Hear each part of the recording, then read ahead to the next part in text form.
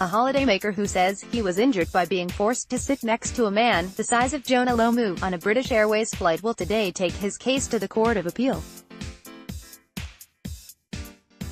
Stephen Prosser, 51, claims he suffered personal injury and loss of earnings after being made to sit next to the larger passenger.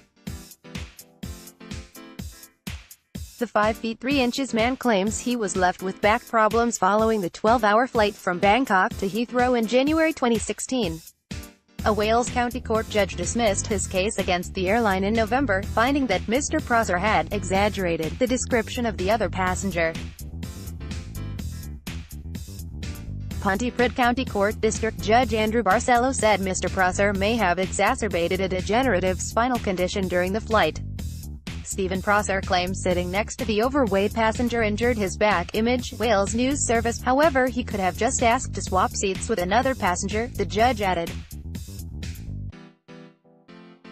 At a hearing in London today, Mr. Prosser's lawyers will attempt to overturn the previous ruling. Mr. Prosser, a self-employed civil engineer, told Pontypridd County Court last year that the other passenger was 6 feet 4 inches and weighed approximately 22 stone. He claimed he reminded him of the late New Zealand rugby union player Jonah Lomu.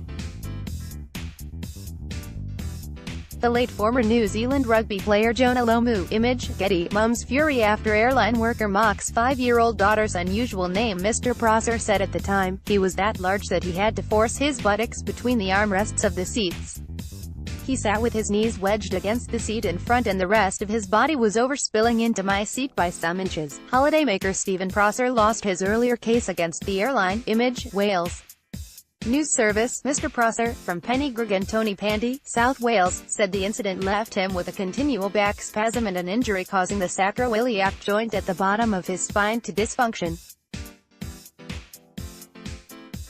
He claimed he had been unable to work overtime for 3 months as a result of his back pain.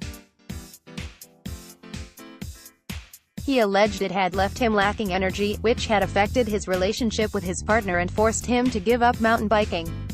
Mr. Prosser will be back in court for an appeal over the case. Image, Wales News Service. Flights after Brexit set to continue if there's a no-deal scenario, but Chris McClendon, the customer service manager on board the flight, said in a witness statement that Mr. Prosser did not seem to be in any discomfort and at times he was asleep.